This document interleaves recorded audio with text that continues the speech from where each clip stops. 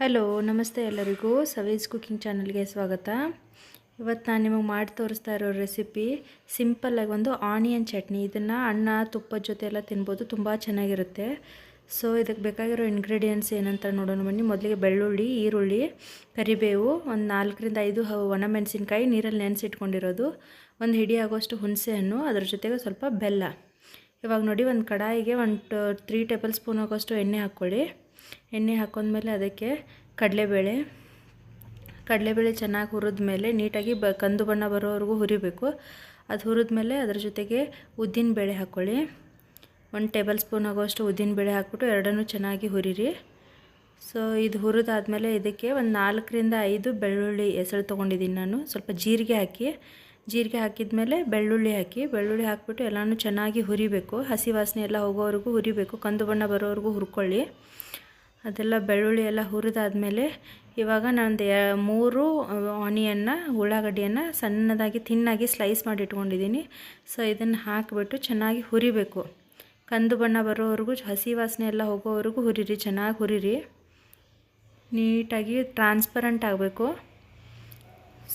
ಸ್ವಲ್ಪನೇ ಬೇಕಿದ್ದರೆ ಒಂಚೂರು ಸಾಲ್ಟ್ ಹಾಕ್ಬಿಟ್ಟು ಹುರಿಬೋದು. ನಾನು ಇದರಲ್ಲಿ ಸಾಲ್ಟ್ ಏನೂ ಹಾಕಿಲ್ಲ, ಹಂಗೇ ಹುರಿದಿದ್ದೀನಿ.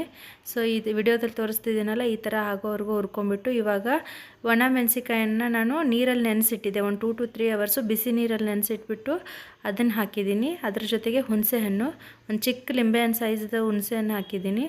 ಅದನ್ನೆಲ್ಲ ಚೆನ್ನಾಗಿ ಹುರಿದ್ಬಿಟ್ಟು ಹಾಗೆ ಬಿಡಿ, ಅದು ತಣ್ಣಗಾಗೋವರೆಗೂ ಬಿಡಿ. ಇವಾಗ ಅದನ್ನು ಒಂದು ಮಿಕ್ಸಿ ಜಾರಿಗೆ ಹಾಕಿಬಿಟ್ಟು, ನೀರು ಹಾಕಬಾರ್ದು. ನೀರು ಹಾಕ್ಲಾರ್ದೇ ಫೈನ್ ಪೇಸ್ಟ್ ಮಾಡಿ ಹುರ್ಕೋಬೇಕು. ಇದರಲ್ಲಿ ಆಯಿಲ್ ಸ್ವಲ್ಪ ಜಾಸ್ತಿ ಹಾಕಿರ್ತೀವಲ್ಲ, ಸೊ ಅದು ತಾನೇ ಫೈನಾಗಿ ಪೇಸ್ಟ್ ಆಗುತ್ತೆ. ಇವಾಗ ಬೆಲ್ಲ ಹಾಕ್ತಿದ್ದೀನಿ ನೋಡಿ. ಒಂಚೂರು ಬೆಲ್ಲ ಹಾಕ್ಬಿಟ್ಟು ಮಿಕ್ಸಿ ಜಾರಿಗೆ ಹಾಕಿಬಿಟ್ಟು ಫೈನಾಗಿ ಪೇಸ್ಟ್ ಮಾಡ್ಕೊಳ್ಳಿ. ಇವಾಗ ನೋಡಿ, ಅದೇ ಕಡಾಯಿಗೆ ಇನ್ನೊಂಚೂರು 1 ಟೇಬಲ್ ಸ್ಪೂನ್ ಆಗೋಷ್ಟು ಎಣ್ಣೆ ಹಾಕ್ಕೊಳ್ಳಿ.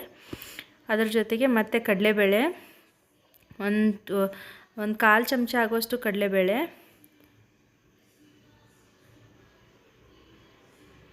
ಕಡಲೆಬೇಳೆನ ಮತ್ತೆ ಕಂದು ಬಣ್ಣ ಬರೋವರೆಗೂ ಹುರ್ಕೊಳ್ಳಿ.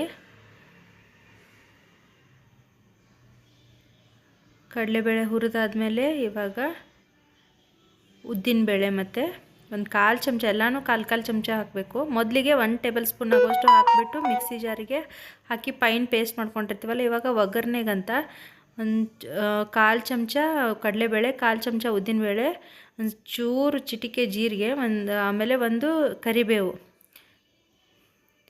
ಹಾಕಿಬಿಟ್ಟು ಒಂಚೂರು ಅರಿಶಿನ ಪುಡಿ ಹಾಕಿ ಅದೇನು ಮಿಕ್ಸಿ ಜಾರಲ್ಲಿ ಫೈನಾಗಿ ಪೇಸ್ಟ್ ಮಾಡಿ ಇಟ್ಕೊಂಡಿರ್ತೀವಲ್ಲ, ಆ ಪೇಸ್ಟ್ ಹಾಕಿಬಿಟ್ಟು ಹುರಿರಿ. ಇವಾಗ ನೀಟಾಗಿ ಹುರ್ಕೊಂಬಿಟ್ಟು ಅದಕ್ಕೆ ಒಂಚೂರು ಸಾಲ್ಟ್ ನಾವೆಲ್ಲೂ ಹಾಕಿರಲ್ವಲ್ಲ, ಸೊ 1 ಟೇಬಲ್ ಸ್ಪೂನ್ ಆಗೋಷ್ಟು ಸಾಲ್ಟ್ ಹಾಕ್ಬಿಟ್ಟು ಚೆನ್ನಾಗಿ ಬಾಡಿಸಿ. ಅದನ್ನು 1-1.5 ಟೇಬಲ್ ಸ್ಪೂನು ನೋಡ್ಕೊಂಬಿಟ್ಟು, ಹುಳಿ ಆಮೇಲೆ ಸ್ವೀಟು ನೋಡ್ಕೊಂಬಿಟ್ಟು 1-1.5 ಚಮಚ ಆಗುವಷ್ಟು ಉಪ್ಪು ಹಾಕಿಬಿಟ್ಟು ಚೆನ್ನಾಗಿ ಬಾಡಿಸಿ ಚೆನ್ನಾಗಿ ಮಿಕ್ಸ್ ಮಾಡಿ. ನೋಡಿ, ಈ ಥರ ತಳ ಹಿಡಿಬಾರ್ದು. ಒಂಚೂರು ಎಣ್ಣೆ ಜಾಸ್ತಿನೇ ಇರಲಿ ಇದಕ್ಕೆ, ಯಾಕಂದರೆ 1 ತಿಂಗಳವರೆಗೂ ಇಟ್ಟರು ಏನೂ ಆಗಲ್ಲ. ಇದು